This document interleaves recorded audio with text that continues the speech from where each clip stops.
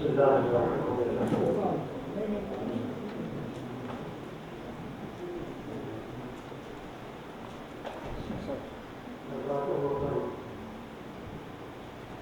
آج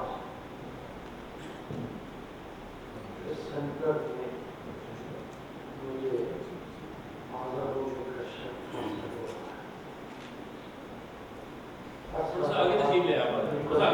ہے. تقریباً 4 سال 5 سال ہو گئے مجھے اس ملک میں آئے ہوئے. درمیان کرونا بھی آیا اور بھی چیزیں حائل رہی جس وجہ سے میں حاضر نہیں ہو سکا. اور میرا اب بھی آنے کا کوئی ارادہ نہیں تھا کیونکہ اللہ کریم نے بہت ساری ذمہ داریوں سے نوازا ہے اور اس کی تکمیل کی توفیق بھی عطا کی ہے. تو ابھی پچھلے 2 مہینے 3 مہینے پہلے پاکستان کی پارلیمنٹ سے دارالعلوم محمدیہ روسیہ جس کا آغاز 1925 میں ہوا تھا اس کو یونیورسٹی کا درجہ دیا. ہمارے لیے 97 سال بلکہ اگر میں یہ کہوں کہ 1837 میں حضور نبی الصالحین نے اس خطہ بحرہ کو اپنے قدموں میں محنت مزدور سے نوازا تو تقریباً 200 سال ہو گئے ہیں ہمارے خاندان کو ہمارے ان بزرگوں کو اللہ کے دین کی نوکری کرتے ہوئے. آج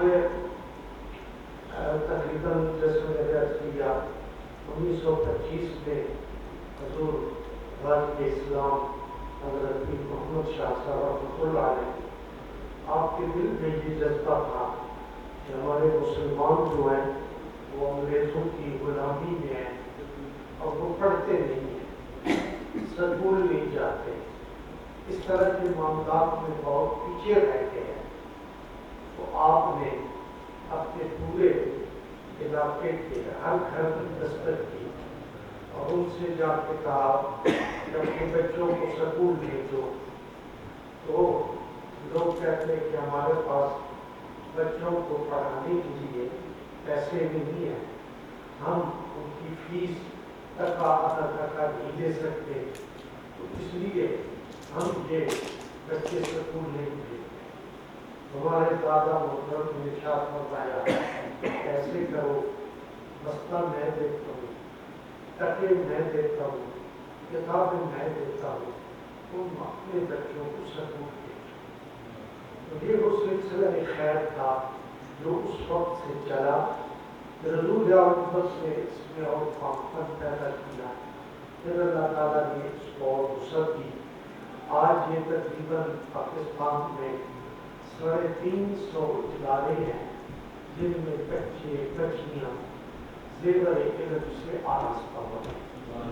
اب ہماری کوشش تھی کہ ہم نئی صدی میں نئی قوت کے ساتھ, نئے پیغام کے ساتھ, نئی جو ہے وہ ایک طاقت اور قوت کے ساتھ داخل ہو تاکہ پتہ چلے کہ یہ سفر کہیں رک نہیں کیا, یہ آگے سے آگے بڑھ رہا.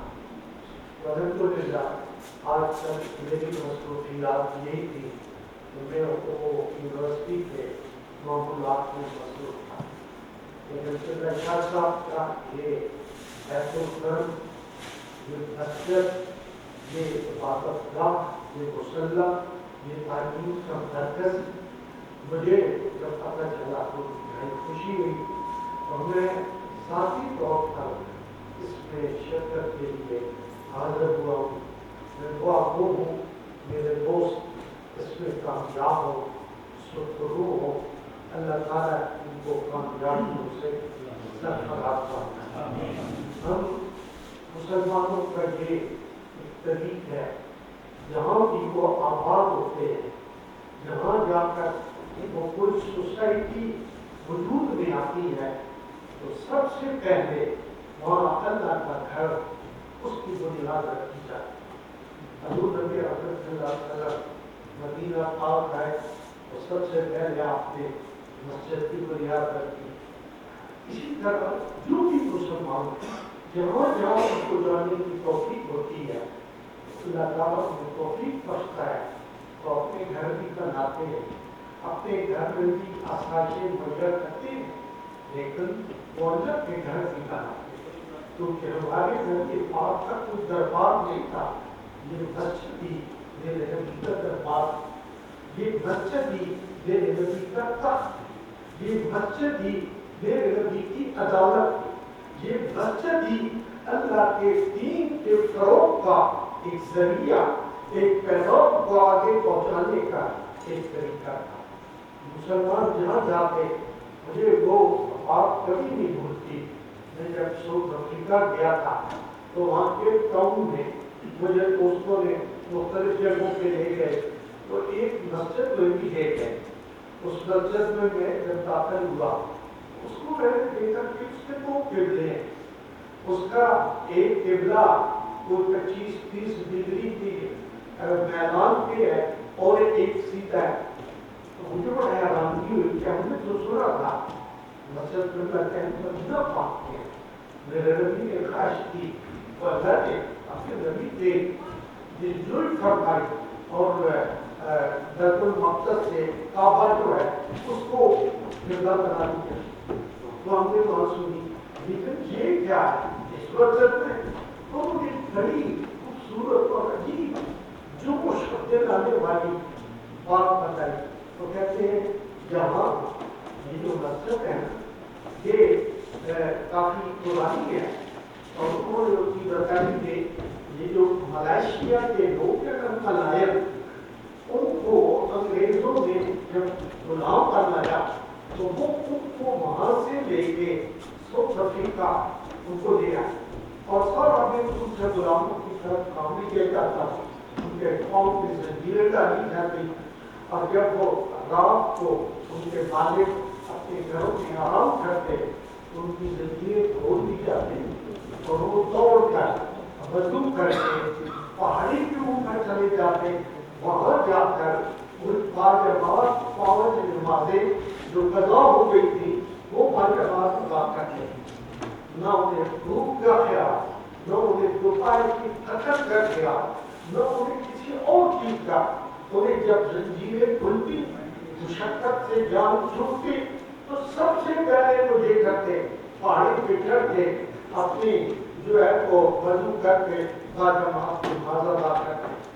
اب وقت آیا کہ ڈچ قوم نے ساؤتھ افریقہ پہ حملہ کر. اب یہ لوگ جو ہے انگریز انہوں نے کہا کہ تم ہو, تم ہمارے غلام ہو اور جاؤ کیا کریں ان کا مقابلہ کرو. تمہیں جاننے کیا پڑی ہے, ہم تمہارے بھی غلام, وہ آ جائیں گے ہم ان کے بھی غلام, اس لیے ہم نے یہ جنگ پرانی نہیں لڑی. تم ایک شرط بنوا لو, تم مطالبہ رکھ لو, کوئی بات ایسی کر لو جس کی تمہیں ضرورت ہو, ہم وہ پوری کر دیتے, تم ہمارا یہ کام کر دو. انہوں نے کہا کہ ٹھیک ہے, اگر آپ ہماری شرط مانتے ہیں تو ہم آپ کا کام کرتے, آپ کی جنگ لڑتے. پوچھا شرط کیا ہے, اب اس کے غور فرمائیں. اس بیچارگی کے عالم میں وہ کہتے کہ جی ہمیں کھانا پورا نہیں, پاکستان میں کھانا پورا کیا جائے, ہمیں رہائش کی اچھی جگہ دی ہے وہ دی جائے, ہمیں سارا دن زنجیروں میں باندھ کے رکھتے ہیں تو زنجیریں کھول دی جائیں, ہمیں آزادی دے دی جائے. انہوں نے یہ کوئی مطالبہ نہیں کیا. انہوں نے یہ کہا کہ ہمارا یہ مطالبہ ہے, ہم تمہاری جنگ لڑتے ہیں, اگر اس میں کامیاب ہو گئے تو ہمیں مسجد کی جگہ دینا, ہم اس میں اللہ کا گھر بنائیں گے اور اس کو سجدہ کریں. تو انہوں نے کہا یہ جو مقصد ہے نا یہ وہ مقصد ہے جو ان ملایا مسلمانوں نے انگریزوں کی وہ جنگ لڑ کے اس کے مقابلے میں جو حاصل کی وہ یہ مقصد ہے. پیسے بھی نہیں تھے, انہوں نے مسجد کی تعمیر کی, نئے جدید آلات بھی نہیں تھے جن سے وہ قبلے کا تعین کرتے, اپنی ذوق کے مطابق، اپنی تحریک کے مطابق، اپنی شوق کے مطابق انہوں قبلے کا رخ کر دیا، زمانہ ترقی کر گیا، نئے حالات آ گئے، پتہ چلا کہ یہ قبلہ جو ہے یہ درست نہیں ہے، یہ ٹیڑھا ہے۔ اس وقت انہوں نے نیا قبلہ تعمیر کیا۔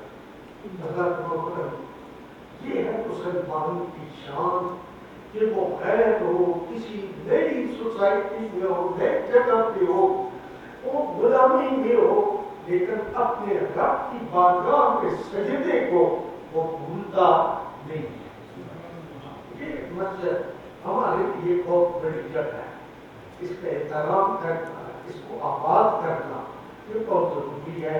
اللہ تعالیٰ نے آپ کو توفیق دی کہ اپنے خطیر رقم سے ایک مرکز لیا، اللہ اس مرکز کو مرکز علم و عرفان کرے، پروردگار ہماری زمینوں کو سجدوں سے آباد رکھے، پروردگار اپنی جناب سے جو اس نے ہمیں عطا کی ہے اس میں ہمیں کامیابی اور سربراہی عطا فرمائے۔ اور اللہ تعالیٰ ہمیں شاہ صاحب نے بڑی خوبصورت بنا دی، بہت شاندار اس کی تزئین ہو رہا ہے۔ نصرت نبی جب سرکار دو عالم کا زمانہ تھا تو اس میں شام جب ہوتی تھی نا تو کھجی کی کھجور کی ایک شاخ لے کے اس کو آگ لگاتے تھے اور وہ لگا دیتے، اس کی روشنی میں نماز پڑھتے اور عبادات میں مصروف کرتے۔ اللہ کا کہتا ہے سب حضور کا ایک خادم غلام شام سے وہ آپ کے پاس آیا، اسلام سیکھا اور پھر شام واپس جانے لگا۔ حضور سے اجازت لی کہ مجھے چند دنوں کی اجازت ہے، میں گھر جاؤں، ملاقات کروں، بچوں سے ملنا۔ وہاں جب پہنچا اس نے دیکھا کہ یہاں تو جدید کئی چیزیں آ گئی ہیں، ان میں ایک چراغ بھی ہے، ایک فانوس بھی ہے جو روشنی دیتا ہے اور ہوا اور چکر ان اندھیریوں سے وہ بچاتا ہے اور اس کی بڑی روشنی ہے۔ اس نے وہ فانوس خریدا اور ایک غلام کو مکینک کو ساتھ لیا، چل میرے ساتھ مدینہ پاک میں مسجد نبوی میں اس فانوس کو لگا دینا تاکہ اس کی روشنی سے اندھیرے بھاگ جائیں، اللہ کا نبی دیکھ کر خوش ہو جائے۔ سرکار والد صلی اللہ علیہ وسلم کا غلام جب مدینہ پاک پہنچا تو مغرب سے پہلے اس نے دستک جا کے وہ فانوس لگوایا، چراغ لگایا، اس میں وہ بتی لگائی اور اس کو آگ دکھائی اور وہ روشن ہو گئی اور پوری مسجد نبوی جو ہے وہ روشنی سے آباد ہو گئی۔ سرکار عالم صلی اللہ علیہ وسلم مسجد میں نماز کے لیے تشریف لائے، آپ نے دیکھا کہ یہ مسجد روشن ہو گئی، جس میں تو تاریکی تھی، اس میں تو روشنی کا صحیح بندوبست نہیں تھا۔ حضور نے پوچھا کون ہے جس نے میری مسجد کو روشن کیا؟ اللہ اس کے گھر کو روشن کرتے۔ وہ آگے بڑھے کہنے یا رسول اللہ میں ہوں، ان کا نام تھا تمیم داری رحمت اللہ علیہ رضی اللہ تعالیٰ عنہ۔ وہ آپ یہ لے کے آئے ہوئے، حضور نے پوچھا آپ نے کیا ہے یا رسول اللہ میں لائے؟ حضور نے کہا کیا بات ہے؟ انہوں نے فرمایا اگر میری کوئی ایک بیٹی اور ہوتی نا میں اس کا نکاح کو نکالتا۔ وہ لوگ جن کو اللہ کے گھر کو آباد کرنے کی ضرورت ہوتے ہیں وہ خالی انعام نہیں رہتے، ان کے دامن انعاموں سے بھر جاتے ہیں۔ حضور نے فرمایا میری اگر ایک بیٹی اور ہوتی تو میں تیرے نکاح میں دیتا۔ آپ کے چچا صاحب بھائی کھڑے تھے اور ان کے کہا رسول اللہ تیری بیٹی بھی تو آپ کی ہے، آپ اسے اس سے نکاح